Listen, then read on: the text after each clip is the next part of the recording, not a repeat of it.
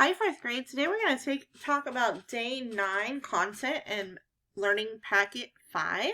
This will be day 4 of packet 5 week 2 if you are doing this on Google Classroom, and day 9 if you're doing it in packet 5.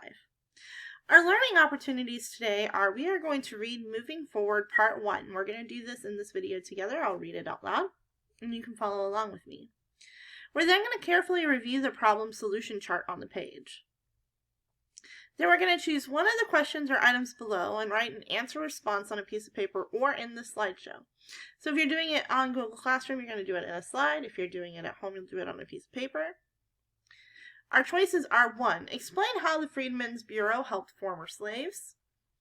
2. Do you think sharecropping was helpful to former slaves or poor farmers? Explain your thinking.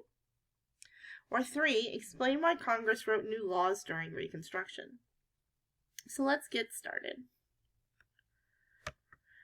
Moving forward, part 1. Let's review. We now know that many Americans, including Virginians, faced new challenges after the Civil War ended. Virginia's economy was in ruins, and there were a lot of people that had no jobs, no homes, and no money. They needed help. Let's take a look. During Reconstruction, Congress passed laws to rebuild the country and to bring southern states back into the Union. Read the chart below to learn more about some of the problems Congress had to solve during Reconstruction. This problem solution chart might look a lot like the cause and effect chart we did just a few days ago. But I want you to remember, we are just looking at problem solutions. This is not the same as cause and effect. We're looking at a problem and the solution they came up with for it. So one problem was that slavery was abolished when the Civil War ended, but many southern states created laws to limit the rights of African Americans, in spite of the 13th Amendment that ended slavery.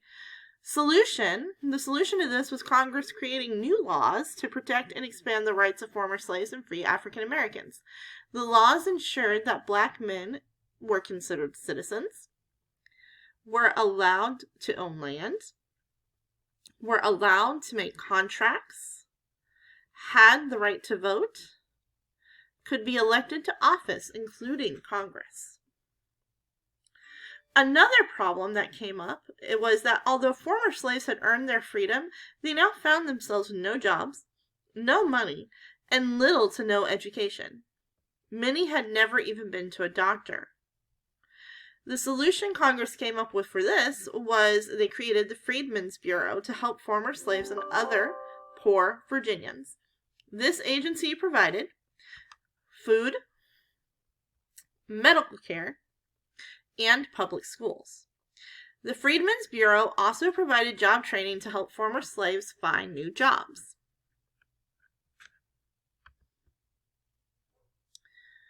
Final problem is that Virginia's economy was in ruins. Confederate money had no value, and banks and other businesses were closed. The solution that Congress came up with was both freedmen and poor white farmers rented small plots of land from a bigger landowner by promising to pay the owner with a share of the crops they grew. This was called sharecropping. Some landowners would even allow sharecroppers to rent homes and purchase things like food or clothing and repay the landowner when crops were sold. Unfortunately, many small farmers could not grow enough crops to repay the landowner for the use of the land or the goods purchased.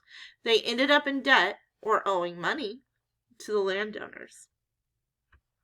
So now let's look at the questions that we have. So if we're going to explain how the Freedmen's Bureau helped former slaves, you're going to include what did they do?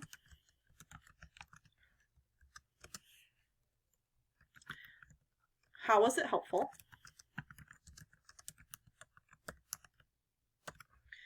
All right, and remember that these are just notes. We're not copying these down. These are just things that we're going to think about and consider as we're going along. This is, do you think sharecropping was helpful to former slaves or poor farmers? And explain your thinking. This is the most important thing. You have to explain your thinking. So if you're explaining your thinking, we're going to come over here and we are going to use evidence from the problem solution chart or other research you do on your own.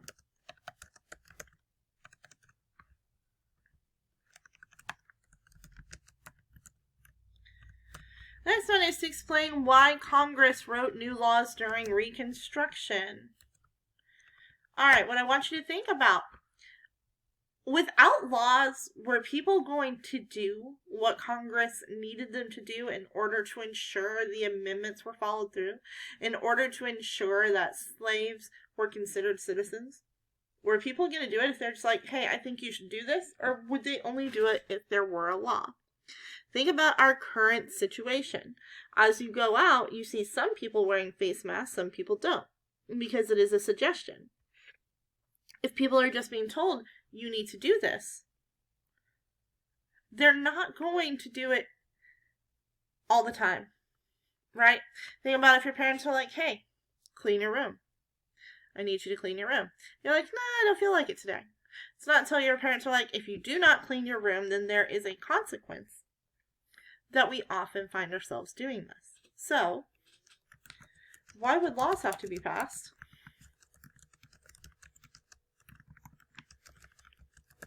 To encourage people